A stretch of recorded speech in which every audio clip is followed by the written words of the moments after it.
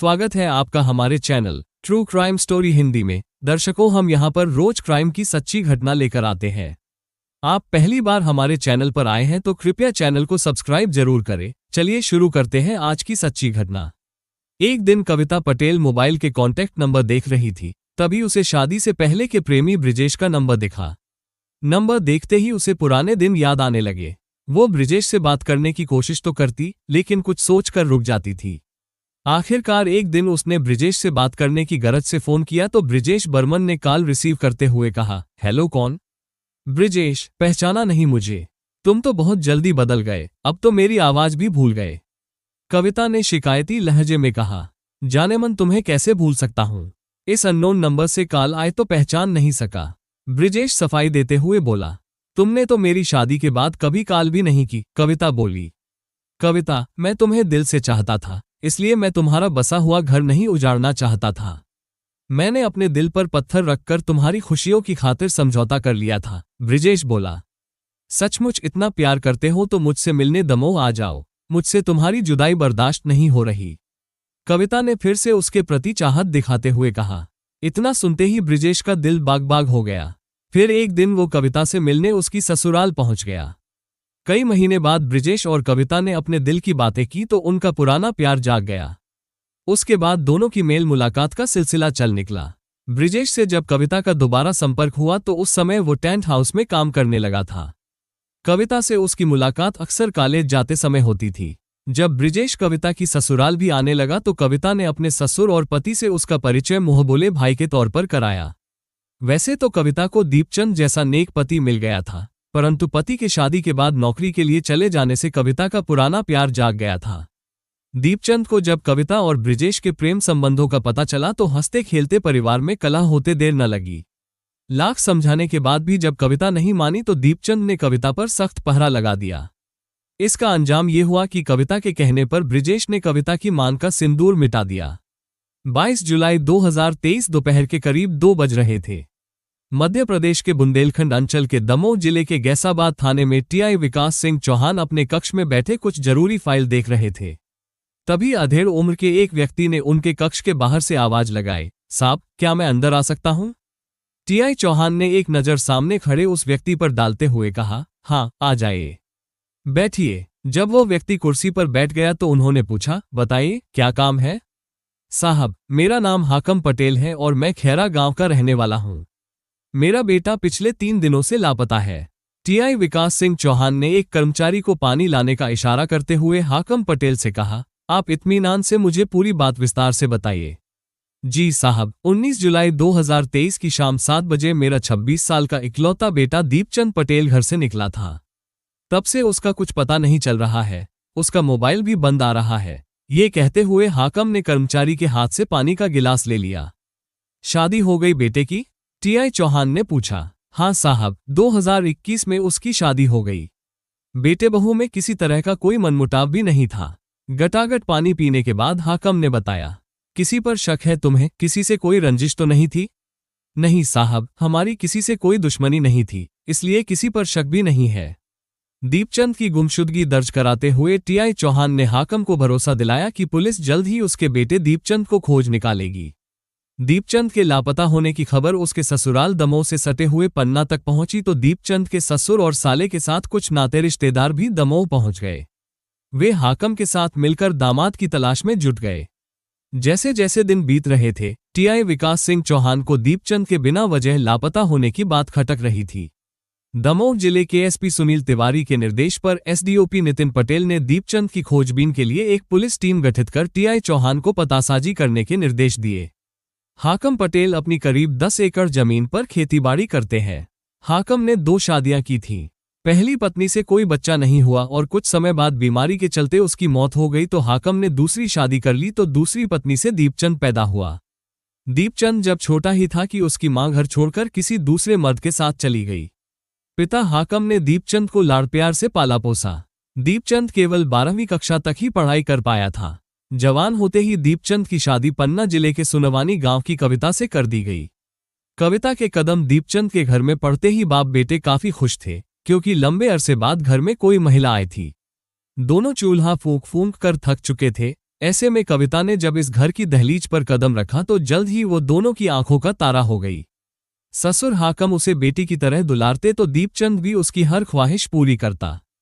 Police के लिए दीपचंद की गुमशुदगी एक पहेली बनी हुई थी। दीपचंद की न तो किसी से रंजिश थी और न ही कोई दुश्मनी।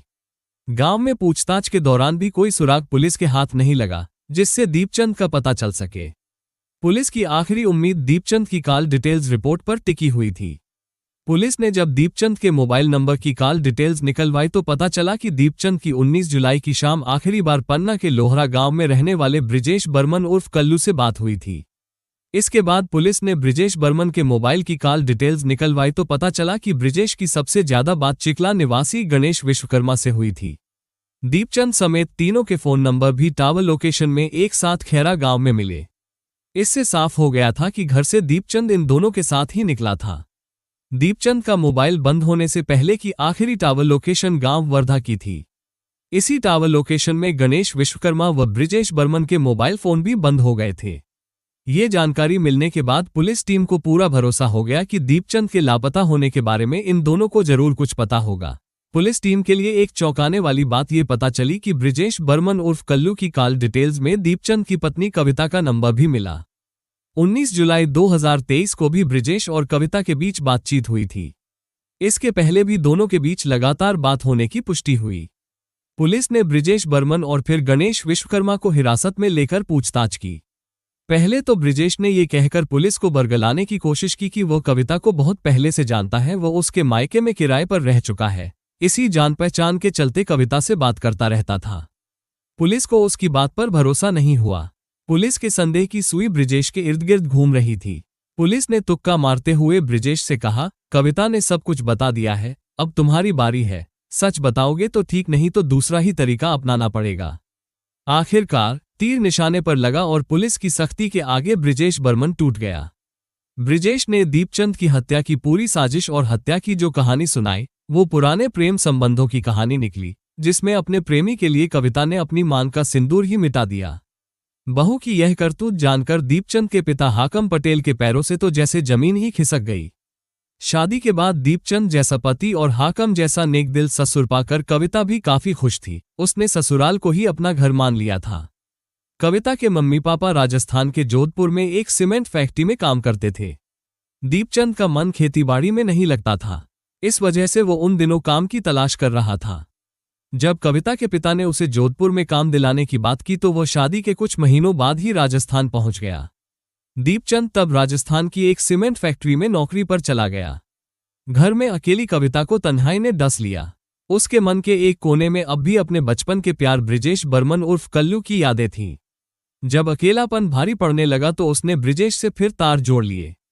कविता का मायका सुनवानी पन्ना में था। वो पहले शराब कंपनी में काम करता था। तब कविता के पापा के घर में ही किराए पर रहता था। कविता ने बीएससी तक की पढ़ाई की थी और वो शुरू से ही सपनों की दुनिया में सैर करने वाली लड़की थी। ब्रिजेश तब शराब कंपनी में काम करके अच्छे पैसे कमा रहा था। उसे कविता पहली ही नज़र में पसंद आ गई थी। वो आते जाते कविता से बात करने के बहाने ढूंढता। उस समय कविता की उम्र महज 19 साल थी। एक दिन ब्रिजेश शाम को जल्दी अपने रूम पर आ गया। उस समय कविता की मां मंदिर गई थी और पिता किसी काम से बाहर गए हुए थे। ब्रिजेश ने मौका देखते ही अपने प्यार का इजहार करते हुए कहा, कविता तुम बहुत खूबसूरत हो। आई लव यू कविता। कविता भी मन ही मन ब्रिजेश को चाहने लगी थी, मगर डर के मारे यह बात दिल में दबाए बैठी थी। जब ब्रिजेश ने प्यार का इजहार किया तो उसने भी कह दिया, I love you too Brijesh. Kavita की स्वीकृति मिलते ही ब्रिजेश ने उसका हाथ पकड़ा और गालों पर चुंबन लेते हुए कहा, कविता मैं तुम्हारे बिना एक पल भी नहीं रह सकता। कविता का चेहरा मारे शर्म के लाल हो गया। उसने जल्दी से अपना हाथ छुड़ाया और अपने कमरे की तरफ भाग गई। धीरे धीरे दोनों में गहरी दोस्ती और फिर प्यार परवान चढ़ने लगा। ब्रिजेश अक्सर कविता के लिए महंगे गिफ्ट भी लाकर देने लगा। कविता पटेल और ब्रिजेश बर्मन अलग अलग जाति के थे। दोनों शादी के लिए राजी थे, मगर सामाजिक रीति रिवाजों में इसकी इजाजत नहीं थी।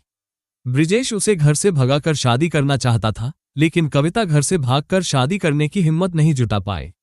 आखिर में मई 2021 में कविता की शादी उसके घर वालों ने दमोह जिले के खैरा गांव निवासी दीपचंद से कर दी। 23 साल की कविता की शादी दीपचंद पटेल से हुई थी। उस समय कविता हाई सेकेंडरी तक पढ़ी थी। जब उसने अपने ससुर से आगे पढ़ने की इच्छा जताई तो उन्होंने उसका एडमिशन पन्ना के अमानगंज कॉलेज में करवा दिया। शादी से पहले कविता का उसके मकान में रहने वाले किराएदार ब्रिजेश बर्मन उर्फ कल्लू से अफेयर जरूर था, मगर दोनों की जाति अलग होने की वजह से उनकी शादी नहीं हो पाए। शादी के बाद सब ठीक ठाक चल रहा था। कविता के ससुर उसे बेटी की तरह प्रेम करते थे। शादी के बाद कविता अपने प्रेमी ब्रिजेश को भी भुला चुकी थी। कविता के पति की नौकरी राजस्थान की सीमेंट फैक्ट्री में थी। शादी के कुछ दिन बाद दीपचंद वापस नौकरी पर लौट गया तो कविता को खाली घर काटने लगा। एक दिन वो मोबाइल के कॉन्टैक्ट नंबर देख रही थी, तभी उसे ब्रिजेश का नंबर दिखा। उसे पुराने दिन याद आने लगे। वो ब्रिजेश से बात करने की कोशिश तो करती, लेकिन कुछ सोचकर रुक जाती थी।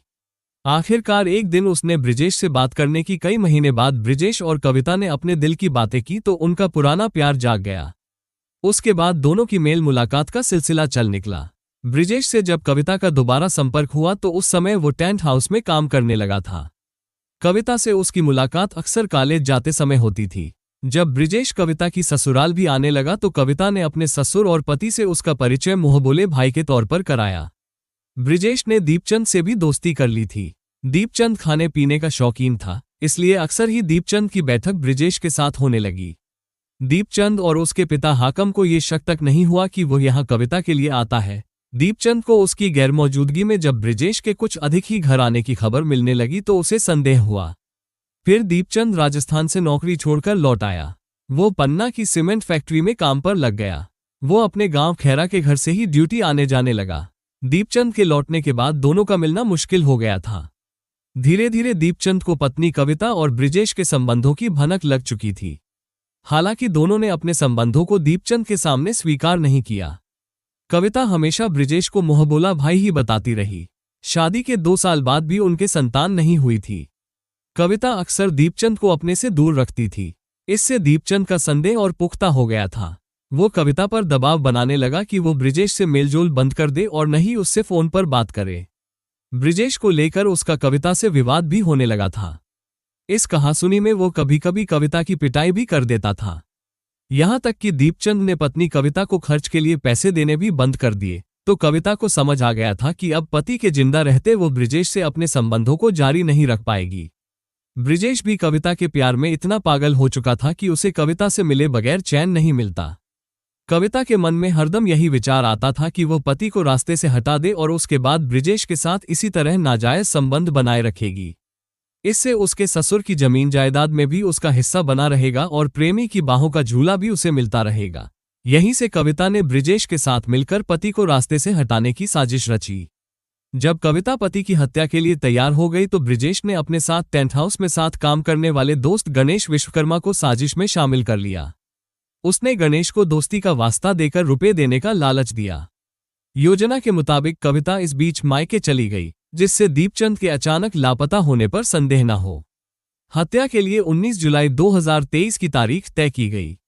उस दिन दीपचंद ने काम से छुट्टी ले रखी थी। ये बात कविता ने दीपचंद को फोन करके तसल्ली भी कर ली थी कि वो घर पर ही है। इसके बाद उसने ब्रिजेश को फोन कर दीपचंद की लोकेशन बता दी।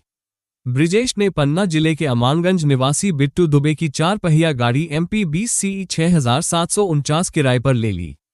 इसके बाद वो सुनवानी से गणेश विश्वकर्मा को साथ लेकर खैरा गांव पहुंचा।